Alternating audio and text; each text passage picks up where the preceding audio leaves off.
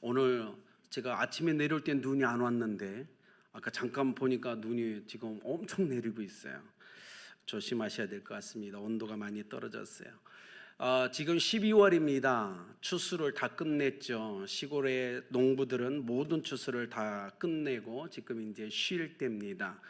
제가 어릴 때를 생각해 보면 시골에서 그 부모님은 매년 추수가 마친 후에 곡식들이 많은데도 불구하고 그 벽시 중에 일부러 항상 남겨놓는 모습들을 자주 봤어요. 매년 보게 됩니다. 어릴 때 잘 먹잖아요. 잘 먹는데 더 먹고 싶은데 배가 고픈데도 불구하고 항상 부모님은 어느 정도의 그 수량의 쌀을 항상 벼씨를 남겨놓는 모습들을 보면서 이해가 가지 않았어요. 왜 남겨놓을까? 배고픈데 다 먹지, 이 생각을 항상 했는데 다음에 딱 들어가면 아버님은 그 남겨진 그 벼씨를 종자로 사용하시는 거예요.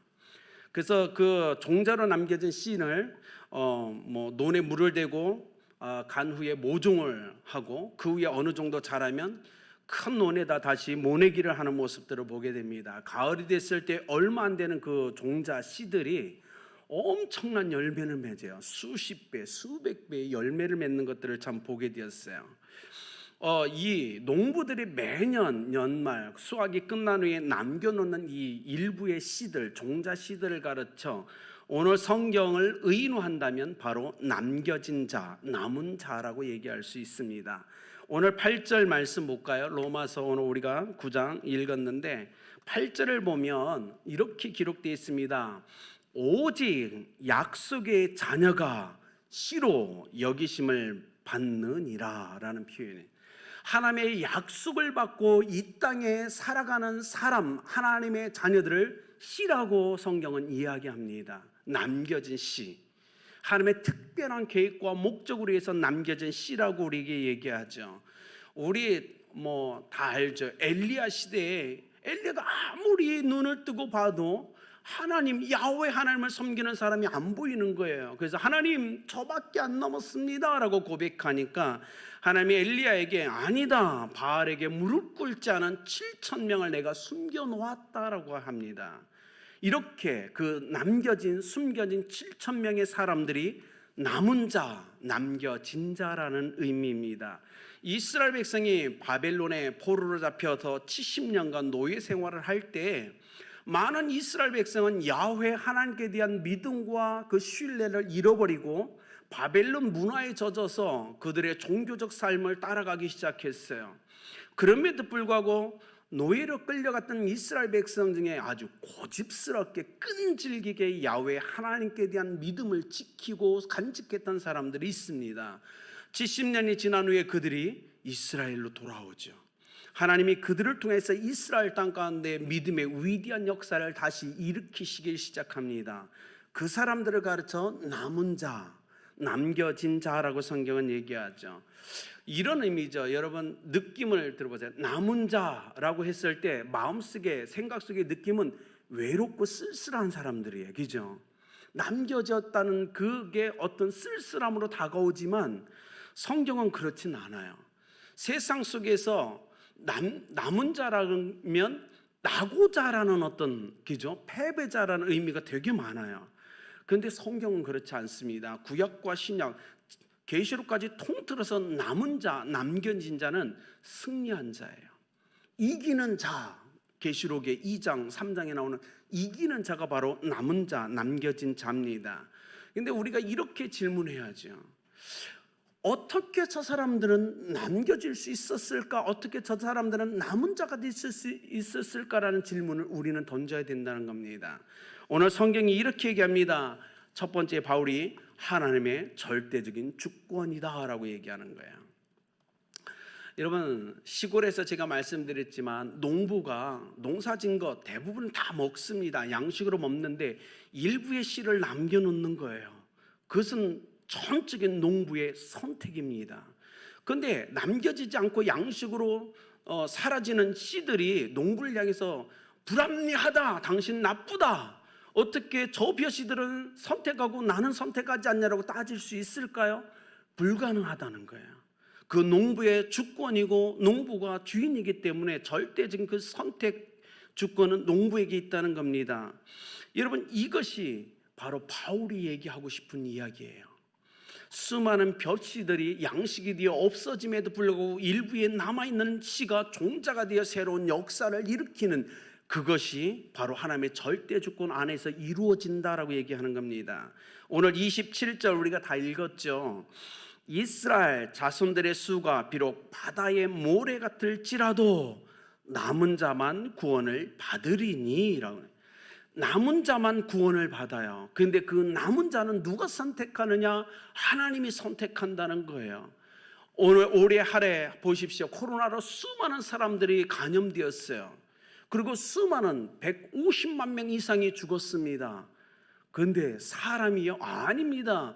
그 모든 인류의 역사의 주관자는 하나님이신 거예요. 그렇죠? 남겨졌다는 건 분명 축복인 거라는 거예요. 그런데 그냥 남겨두셨을까요?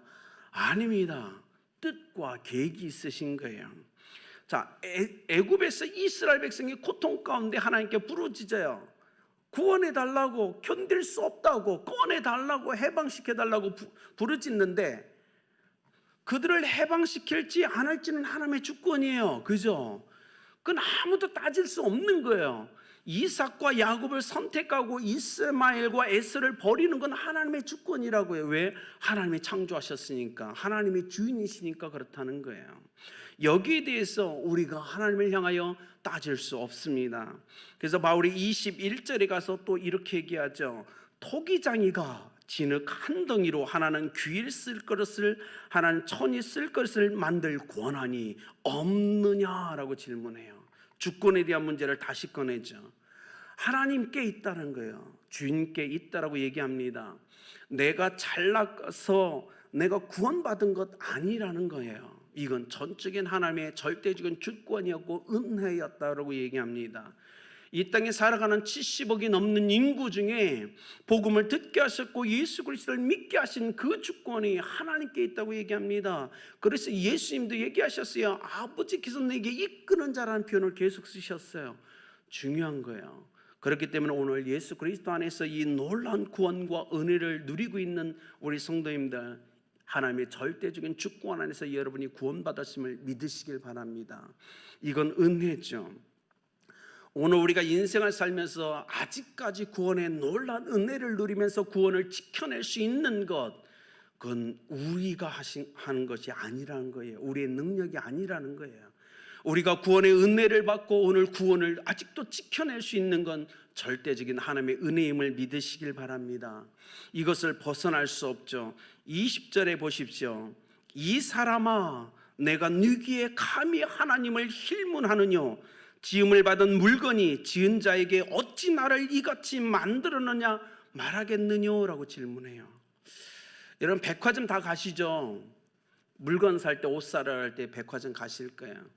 수많은 물건을 보면서 선택하고 지갑을 열어서 그 물건을 살 수 있는 권한이 여러분인 거예요.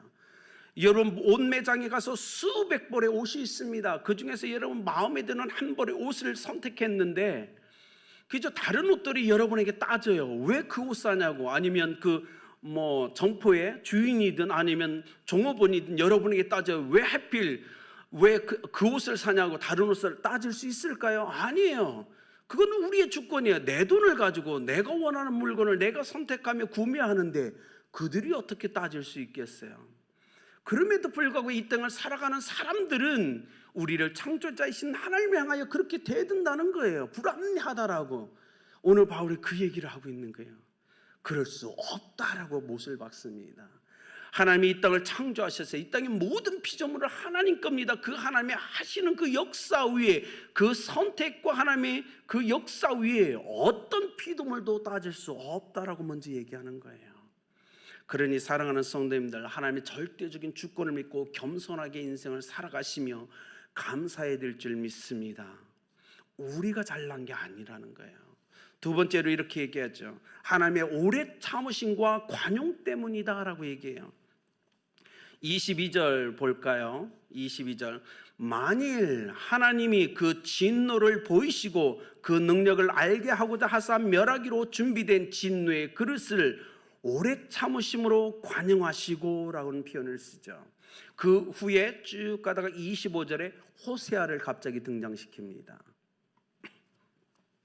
호세아의 아내 누구죠? 고멜이죠. 고멜 어떤 여자예요? 네, 남편 몰래 바람이 들어서 2번이나 그죠? 바람을 핀 여자예요. 자, 보십시오. 고멜이 호세아 앞에 있어요. 호세아는 남편입니다. 자기 아내가 바람을 피는 사실을 다 알고 있어요. 2번이나. 자, 호세아의 마음이 어땠을까요? 너무 아프지 않았을까요? 아내를 바라볼 때 얼마나 고통스러웠을까요? 얼마나 답답했을까요? 근데 오늘 바울이 그걸 통해서 하나님의 마음을 얘기하는 거예요. 이스라엘 백성이, 하나님의 택한 이스라엘 백성이 이 땅 가운데 부정하게 인생을 살아가는 모습들을 바라보는 하나님의 마음이 어떡하겠느냐, 아내를 바라보는 고멜을 바라보는 호세의 마음이 어떻겠느냐라고 얘기하는 거예요. 그러면서 얘기합니다. 바로 그 호세아의 그 마음이 하나님의 마음이다라고 얘기하는 거예요. 답답하죠. 마음이 아프죠. 그럼에도 불구하고 죄악된 백성을 끊임없이 다시 끌어안고 사랑하며 용서하고 그를 용납해 주시는 그 하나님, 그 하나님의 그 은혜가 아니면 우리는 남은 자가 될 수 없다라고 얘기하는 겁니다.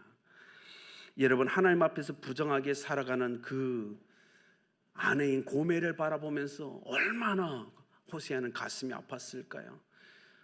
오늘 주님이 그 얘기하죠. 우리는 오늘 하나님 앞에 정말 믿음으로 살고 있나요? 하나님을 정말 사랑하십니까? 여러분은 무슨 일을 하든 하나님과 함께 하십니까? 감정에 휘말리고 상황에 휘말립니다. 조건에 휘말려요. 믿음 없는 우리의 삶을 보십시오. 교회 안에서, 교회 밖에 생활하는 우리의 믿음 없는 말들과 편견과 비판과 여러분 비방을 한번 생각해 보십시오. 하나님이 얼마나 마음이 아플까요? 이런 우리를 남은 자로 두시겠다. 이거는 은혜인 거예요. 그렇지 않습니까?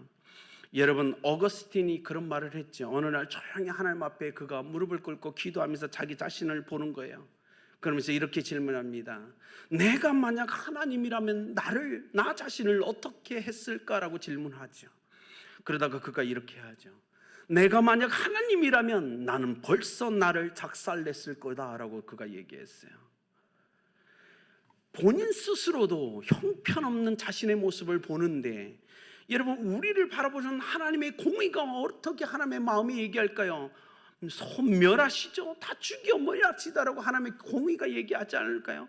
예수 그리스도를 믿었다고 하는 사람들조차도 오늘 하나님의 기준에 못 미쳐서 형편없는 죄악의 삶 가운데 몸부림치고 있는 모습들을 볼 때 하나님의 공의가 뭐라고 외칠까요?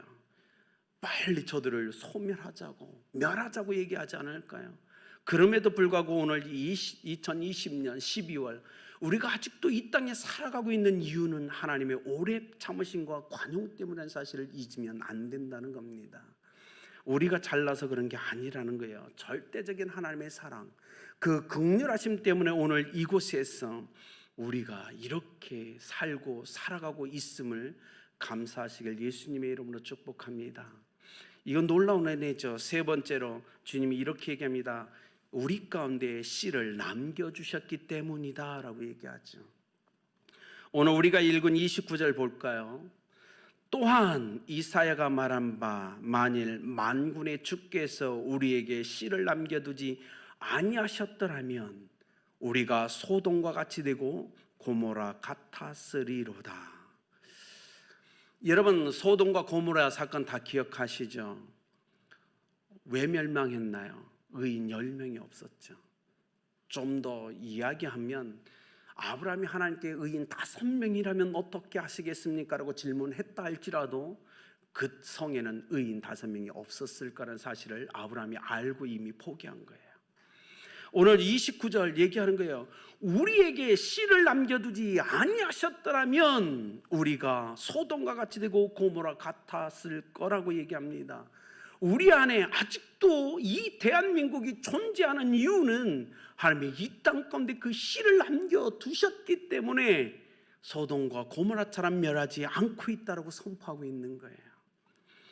그래서 아직은 우리에게는 희망이 있다고 얘기합니다. 칼빈 주석에서는 이렇게 해요. 소수의 사람들이 이스라엘의 이름을 되살릴 수 있도록 씨로 보존되고 있기 때문에 그들에겐 그 축복을 누리고 있다라고 얘기합니다. 여러분, 소돔과 고모라 10명의 의인이 없어서 망했습니다.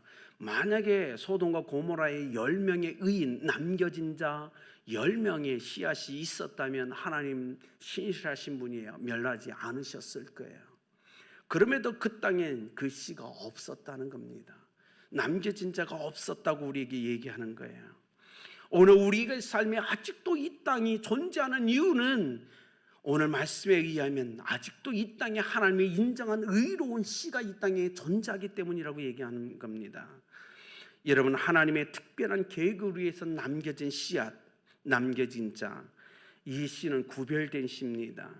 이 씨는 유대인이 될 수도 있고 이방인이 될 수도 있는 거예요. 그러나 저는 정말 간절히 원하는 건 우리 아름다운 교회와 아름다운 교회 전 세대가 하나님이 이 시대에 남겨놓은 씨가 되기를 소망합니다. 이건 중요한 거예요. 하나님이 그냥 의미 없이 남겨놓은 씨가 아니라 하나님의 특별한 목적과 계획을 위해서 구별하여서 이 땅에 존재함으로 남겨놓은 그 씨가 바로 우리가 되어야 될 줄 믿습니다. 그렇다면 아직도 하나님이 죄악이 관영하고 넘치는 이 시대를 아직도 참고 계신 이유는 뭐냐면 우리 때문이라는 거예요. 우리 때문에 하나님은 아직도 참고 계시다는 겁니다. 이곳에 계신 우리 장로님들, 집사님들, 우리 가정에서 예배드리는 우리 아름다운 교회 성도님들, 여러분 때문에 하나님이 아직도 진노를 이 땅에 쏟지 않고 있다는 사실을 믿으셔야 돼요. 우리는 이 땅에 남겨진 씨입니다. 그 씨, 하나님이 우리에게 남겨둔 이 땅에 남겨놓은 그 씨 때문에 하나님은 아직도 소돔과 고모라처럼 이 땅을 심판하지 않는다고 바울은 정확하게 표현하고 있어요. 오늘 여러분은 자신감을 가지십시오. 하나님이 이 땅에 남겨둔 여러분 때문에 하나님은 이 땅을 참고 계시다는 사실, 여러분 그 자긍심을 가지셔도 됩니다. 만약에 여러분이 이 땅에 존재하지 않는다면 이 땅은 사라졌을 거예요. 하나님이 이미 오래전에 이 땅을 심판하셨을 거예요. 그럼에도 불구하고 여러분, 남겨진 씨로서 이 땅에 오늘 존재하고 하나님을 예배하는 여러분 때문에 하나님은 참고 계신 거예요. 여러분, 중요하죠. 이 전체를 통해서 바울이 하고 싶은 얘기는 하나예요. 바울, 그는 얼마나 하나님을 대적했던 사람이죠. 예수 그리스도를 믿는 사람들을 얼마나 많이 핍박했던 사람이죠. 그는 마땅히 죽어야 될 추악한 죄인 중에 죄인이었음에도 불구하고 하나님의 절대적인 주권으로 인해서 그가 구원의 은혜를 받았습니다. 그리고 하나님이 그를 구별하사 남겨진 씨, 남겨진 자로서 이방인의 사도로서 위대한 역사를 일으키게 그를 사용했다는 걸 그는 고백하고 싶었어요. 그래서 오늘 로마서 9장을 통해서 그 얘기를 풀어내는 거예요. 자기 얘기를 풀어내는 겁니다. 이 땅에 나는 그렇게 추악한 죄인이었는데, 마땅히 멸망받아야 될 죄인이었는데 하나님의 절대적 주권으로 나를 선택하셨고 구원하셨다. 내겐 그 은혜가 있다. 그리고 하나님은 나를 남겨진 씨로서 끊임없이 복음을 선포하여 새로운 믿음의 역사를 이루어가고 계시다. 하나님은 부족하지만 나 때문에 저들을 구원해 하고 계시다라고 얘기하고 있는 거예요. 이제는 우리가 그 남겨진 씨로서 하나님 인생을 살아야 되지 않을까요? 여러분은 남겨진 자입니다. 2021년도를 위해서 주님이 여러분을 남겨놓으신 거예요. 하나님 분명 여러분을 통해서 2021년도에 하시고자 하는 일이 분명히 있으십니다. 여러분, 그 씨로서 존재한다는 믿음을 가지시길 예수 그리스도의 이름으로 축복합니다. 그렇지 않다면 주님은 2020년에 우리를 데려가셨을 거예요. 우리는 남겨진 자입니다. 남겨진 씨예요. 그래서 2020년을 위해서 하나님이 위대한 믿음의 역사로 해서 계획 가운데 우리를 남겨주셨음을 믿으셔야 돼요. 그걸 위해서 기도하셔야 됩니다. 그리고 2021년도 하나님의 전능하신 손에 붙들려서 하나님이 원하시는 그 믿음의 역사 위에 쓰임받는 우리 인생에 대해 됨을 믿으시길 바랍니다. 이건 놀라운 거예요. 아름답게 사랑하는 성도님들, 우리는 남겨진 자입니다. 이 땅이 휘파된 성벽을 다시 쌓고 무너진 제단을 일으키며 하나님 앞에 거룩한 예배자로 우리는 다시 한번 서야 됩니다. 2020년은 이젠 다 지나갔어요. 하나님이 2021년도를 위해서 여러분을 남겨주셨습니다. 이젠 다시 한번 하나님의 그 오래 차심과 관용하신 가운데 서서 우리를 향한 하나님의 소명을 다시 한번 회복했으면 좋겠습니다. 마무리를 할까 합니다.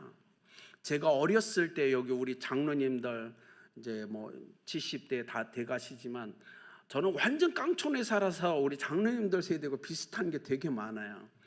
제가 시골에서 살 때요, 저희 마당에 여러분 둥근 샘이 있었어요. 그래서 그 바가지 같은 거 집어넣어서 물 기르면서 어렸을 때 정말 그런 세대를 살았는데, 어느 정도 시간이 되니까 그 샘을 다 메꾸고 거기에 펌프를 설치했어요. 그래서 펌프를 설치해 가지고 펌프질을 통해서 물을 길었어요. 그런 세대를 저희가 살았는데, 근데 항상 부모님이 하셨던 말씀이 있어요. 펌프질을 다 한 후에 꼭 우리가 얘기하는 바가지나 양동이에 물을 꼭 받아놓으라는 거였어요. 저렇게 해보셨죠, 장로님들?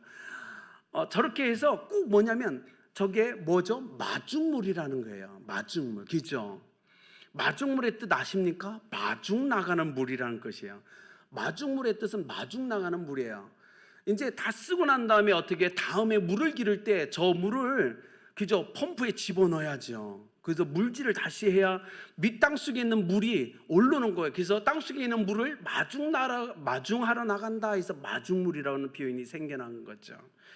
오늘 우리가 봤지만 이 남겨진 자는 마중물의 의미입니다. 남겨진 씨는 마중물의 의미인 거예요. 이 땅에 죽어있는 영혼들을 마중하러 나가기 위해서 남겨놓은 자. 우리 예전에 있잖아요, 집안에서 귀중한 사람들이 올 때 우리가 마중 나가잖아요. 아버지나 어머님이 밖에 출퇴했다 들어올 때 마중 나갔잖아요. 마중 나가는 건 굉장히 중요한 의미예요. 하나님이 이 시대에 그리스도인들을 남겨놓은 이유는 아직도 구원받지 않은 영혼들을 마중 나가라고 남겨놓았다는 거예요. 믿음의 거룩한 새로운 역사를 위해서 오늘 이곳에 있는 가정에서 예배드리는 이 땅의 그리스도인들을 남겨놓으셨다는 사실을 우리는 잊으면 안 됩니다. 그렇기 때문에 우리 남은 인생은 마중물로서 인생을 살아가야 돼요. 우리의 인생에 누군가를 마중해야 됩니다. 그것이 남겨진 자의 뜻이에요. 바울은 그걸 절대적으로 아주 철저하게 깨달았어요. 바울을 통해서 하나님의 주권 가운데 그를 구원하셨고 그에게 은혜 베푸셔서 그를 남겨진 자로서 끊임없이 세상에서 마중물의 삶을 살게 하셨던 분은 하나님이셨어요. 그리고 오늘 바울은 이 결론에서 오늘 이 시대 21세기를 살아가는 우리 아름다운 교회가 성도들을 향하여 얘기합니다. 이제는 여러분이 땅에서 예수 그리스도를 믿지 않는 사람들을 마중하는 삶을 살아내셔야 됩니다라고 얘기하는 거예요. 사랑하는 여러분, 저는 정말 원합니다. 우리 아름다운 교회가, 아름다운 교회 모든 성도들이 이 아직도 예수 그리스도를 믿지 않는 영혼들을 구원하는 마중물의 인생을 살아가시길 예수님의 이름으로 축복합니다. 그것이 바로 우리의 사명입니다. 그것은 그런 사람을 향하여 남겨진 자, 남은 자, 하나님이 마지막까지 아끼시는 씨라고 얘기합니다. 그런 존재임을 잊지 마시고 그런 자부심을 가지고 인생을 살아가시는 아름다운 성도님 되시길 예수 그리스도의 이름으로 축복합니다.